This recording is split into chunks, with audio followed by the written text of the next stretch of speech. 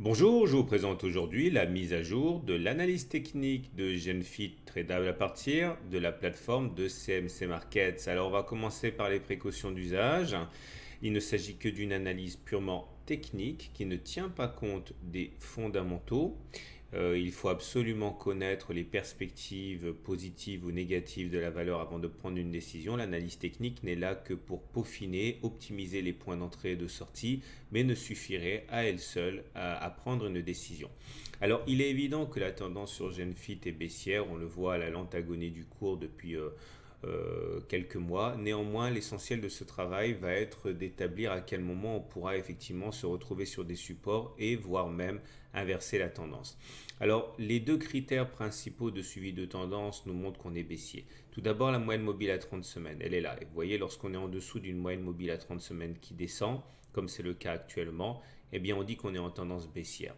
De la même manière, c'est confirmé par le fait que les pics sont descendants et que les creux sont descendants aussi. Ça, cela nous vaut d'être en tendance baissière au regard de ce critère. Maintenant, pour l'instant, si on devait s'arrêter là, on a un petit espoir que les pics deviennent ascendants, mais cet espoir serait balayé si on passait en dessous du précédent creux ici, puisqu'on se retrouverait à nouveau avec des pics descendants et des creux descendants. Mais toujours est-il que dans l'état actuel des choses, on peut espérer nourrir un certain espoir, même s'il ne faut pas y accorder trop d'importance, notamment au regard du premier critère qui montre bien que sans ambiguïté, nous sommes en tendance baissière.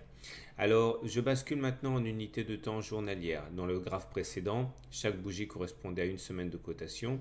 Maintenant, chaque journée est représentée par un chandelier seulement.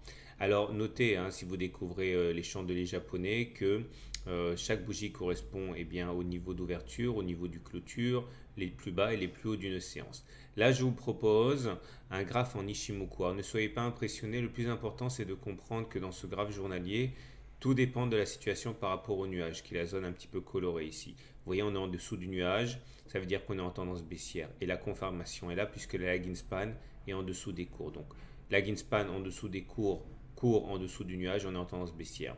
On a des éléments à dépasser qui seraient la Tenkan et la Kijun, qui sont en fait des sortes de sentinelles. Vous voyez bien que la dernière fois qu'on s'est frotté à la Tenkan, ici, ou encore là et là, ou là, on n'a pas réussi à basculer par-delà la Tenkan. Et même si on arrivait à passer la Tenkan, il y aura encore la Kijun à passer. Et il faudrait passer au-dessus du nuage pour basculer en tendance haussière au regard de la théorie de l'Ishimoku. Donc là aussi, en journalier, évidemment, on est en tendance baissière. On voit bien d'ailleurs comment ce processus s'est initié. On a eu d'abord un avalement baissier ici, petit corps vert, grand corps rouge qui avale le corps vert. Ça, effectivement, c'est annonciateur généralement d'une baisse. Alors, graphiquement, toujours en unité de temps journalière, on remarquera qu'on a deux éléments à prendre en considération, deux éléments qui crèvent les yeux. Une résistance oblique qu'il faudrait absolument passer pour réussir à se départir de son influence très néfaste. Heureusement, on a un support sur lequel on a rebondi par deux fois de manière très claire ici et là aux alentours de 22 euros. On remarquera également en utilisant les Fibonacci, c'est très simple, vous prenez le point le plus haut de la baisse et le point le plus bas de la baisse, les niveaux de Fibonacci se tracent tout seuls et vous voyez bien comment on est venu bloquer sur les 38,2% de Fibonacci. On a tendance à dire que généralement on remonte par palier et chaque palier est à la fois un objectif et une résistance. On a été attiré par le premier niveau, on a été attiré par le deuxième niveau, mais on n'a pas réussi à passer les 30,2% et donc depuis on a enfoncé le niveau des 23,6% avec pourquoi pas un nouveau retour sur le support des 22 euros. On va terminer avec les indicateurs techniques qui apportent également leur flot d'informations. On voit, mais ça c'est pas un mystère, que les indicateurs techniques corroborent la tendance baissière sur le cours. Le MACD est en dessous de son signal, noir en dessous de rouge, c'est pas bon. Le RSI en dessous de 50, c'est pas bon.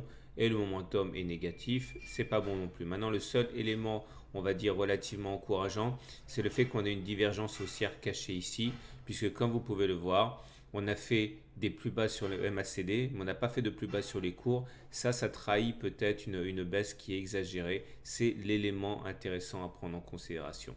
Alors faisons le bilan de tout ça.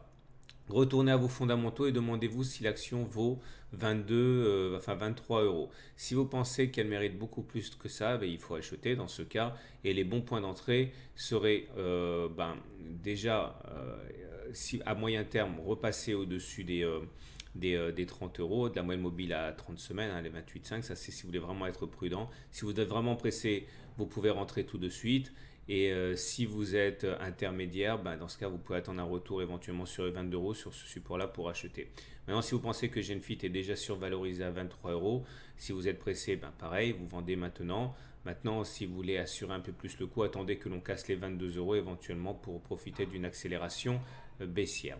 Voilà, il ne me reste plus qu'à vous renvoyer aux fondamentaux et à vous souhaiter une bonne journée, de bons trades et à très bientôt pour une autre analyse technique.